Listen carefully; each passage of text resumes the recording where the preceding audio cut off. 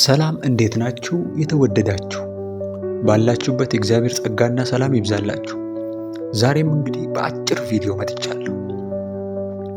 እግዚአብሔር ለምን ከስጋ ምኞት ጋር እንድንታገል ፈቀደ በሚል ርዕስ ላይ አጠር አድርገን ቆይታ እናደርጋለን። ቪዲዮውን ላይክ በማድረግ እንድትጀምሩ በጌታ ፍቅር ጠይቃችኋለሁ።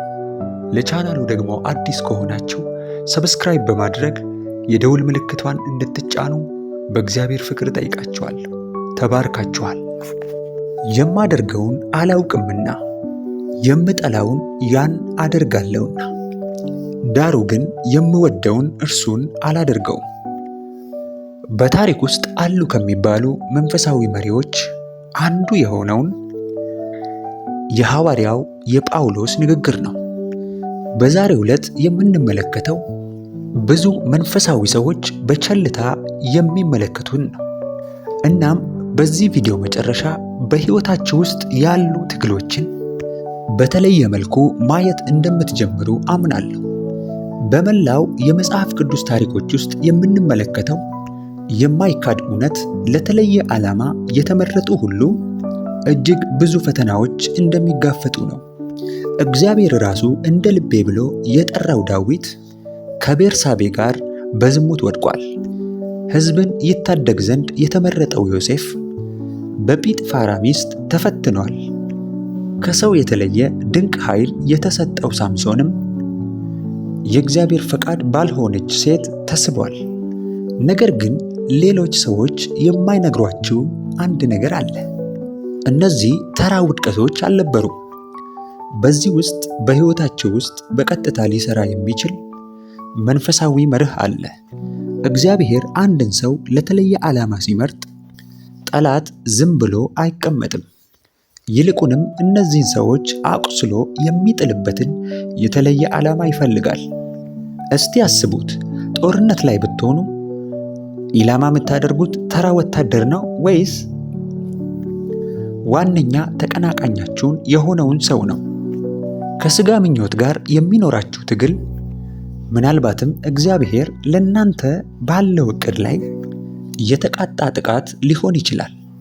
በሁለተኛ ቆሮንቶስ ምዕራፍ 12 ከቁጥር 7 ላይ ጳውሎስ በጸሎት እንኳን ሊተወው ያልቻለ የሥጋ ውጊያ እንደገጠመው ይናገራል። ስለዚህም በመገለጥ ታላቅነት እንዳልታበይ የሥጋ መውጊያ እርሱም የሚጎስመኝ የሰይጣን መልእክተኛ ተሰጠኝ፣ ይኸውም እንዳልታበይ ነው። ስለዚህ ነገር ከኔ እንዲለይ 3 ጊዜ ጌታን ለመንኩኝ። እርሱም ጸጋዬ ይበቃሃል፣ ኃይሌ በድካሜ ይፈጸማል አለኝ።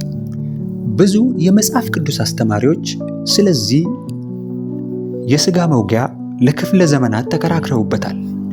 አንዳንዶች ሥጋዊ ሕመም ነው ቢሉም፣ ሌሎች ግን መንፈሳዊ ፈተና ነው ብለው ያምናሉ። ነገር ግን ቁልፍ የሆነው ሐሳብ ይህ ነው። እግዚአብሔር አላስወገደውም። ይልቁንም ጳውሎስ ትሑትና በጸጋው ላይ የሚታመን ለማድረግ ይህንን ድካም ለክብሩ አደረገው።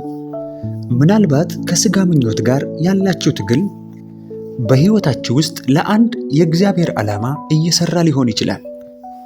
ነገር ግን እግዚአብሔር ፈተናውን ስለፈጠረው ሳይሆን ፈተናዎቻችንን በመጠቀም ለክብሩ ስለሚቀርጸን ነው። ይህ መንፈሳዊ ቲዮሪ ብቻ ሳይሆን በሕይወታችሁ ያሉ ውጊያዎችን በተለየ መልኩ እንድትመለከቱ የሚያስችላችሁ እውነት ነው።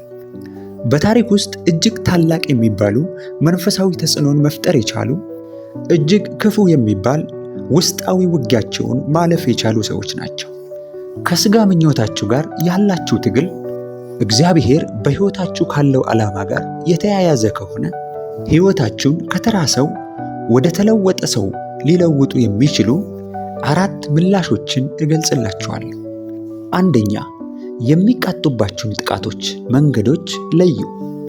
ፈተና ሲበዛ ራሳችሁን እንዲህ ብላችሁ ጠይቁ፣ በሕይወቴ ውስጥ ፈተና እየበዛበት ያለው የትኛው የእግዚአብሔር ሐሳብ ነው? የመሪነት አቅማችሁ፣ የወደፊት ትዳራችሁ፣ ወይንስ ሌሎችን የማገልገል ጥሪያችሁ ነው? ያዕቆብ መልእክት ምዕራፍ 1 ከቁጥር 2 ላይ የእምነታችሁ መፈተን ትዕግስትን እንዲያደርግላችሁ አውቃችሁ ልዩ ልዩ ፈተና ሲደርስባችሁ እንደ ሙሉ ደስታ ቁጠሩት። እነዚህ ፈተናዎች አስደሳች ሆኖ ሳይሆን ጽናትን እያመጡላችሁ ስለሆነና ይህም ወደ መንፈሳዊ ብስለት ስለሚመራችሁ ነው። ሁለተኛ፣ ኀፍረትን ቅዱስ ወደ ሆነው ዕውቀት ለመቀየር ፈተናዎቻችሁን እንደ ጥሪ አድርጋችሁ መቁጠር ነው። ጳውሎስ በድካሙ ከማፈር ይልቅ ስደክም ኃይለኛ ነኝ በማለት ተናግሯል። ምክንያቱም ድካም የእግዚአብሔር ኃይል የሚሰራበትን ስፍራ ስለፈጠረለት። ከሥጋ ምኞት ጋር ያላችሁን ትግል ማወቅ ወደ እግዚአብሔር የሚያቀርባችሁና እግዚአብሔር ሊጠቀምበት የሚችለውን ትሕትና ይፈቅዳል። ሦስተኛ፣ ድካማችሁን እንደ መሳሪያ ተጠቀሙበት። የእናንተ ድካም ከሌሎች ሰዎች የተለየ መሆኑን የምታውቁበት እዚህ ጋር ነው። በሁለተኛ ቆሮንቶስ ምዕራፍ 1 ከቁጥር 2 ላይ እግዚአብሔር በመከራችን እንደሚያጽናናን እኛም ባገኘነው መጽናናት ሌሎችን እንድናጽናና ይነግረናል።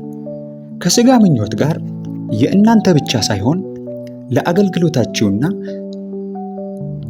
ለተልኳችሁ የሚሆን ልምምድ ነው። ዛሬ የምትቆስሉበት ቦታ ነገ ሌሎቹን የምታድኑበት ቦታ ይሆናል። አራተኛ፣ በጸጋ የተደገፈ ተግሣጽን መቀበል። ብዙዎች የሚስቱት እዚህ ጋር ነው። ወይ ጸጋ የሌለው ተግሣጽን ይሰብካሉ፣ ወይ ደግሞ ተግሣጽ የሌለው ጸጋን ይሰብካሉ። ነገር ግን አንደኛ ቆሮንቶስ 15:10 በሁለቱ መካከል ያለውን መመሳሰል ይነግረናል። ነገር ግን በእግዚአብሔር ጸጋ የሆንሁ እኔ ነኝ፣ ለእኔም የተሰጠው ጸጋ ከንቱ አልነበረም። ከሁላችሁ ይልቅ ግን ደከምኩ። ዳሩ ግን ከእኔ ጋር ያለው የእግዚአብሔር ጸጋ ነው እንጂ እኔ አይደለሁም። ይህ ማለት የሥጋ ምኞትን የምትዋጉት በእናንተ ኃይልና ፈቃድ ሳይሆን በእግዚአብሔር ጸጋ በኃላፊነት ቃሉን በማጥናት ነው። እስከዚህ ድረስ ከተከታተላችሁ ቪዲዮ ወዳችሁታል ማለት ነው። ላይክ በማድረግ እና ሰብስክራይብ በማድረግ ይተባበሩ። ጸጋ ይብዛላችሁ። ተባርካችኋል።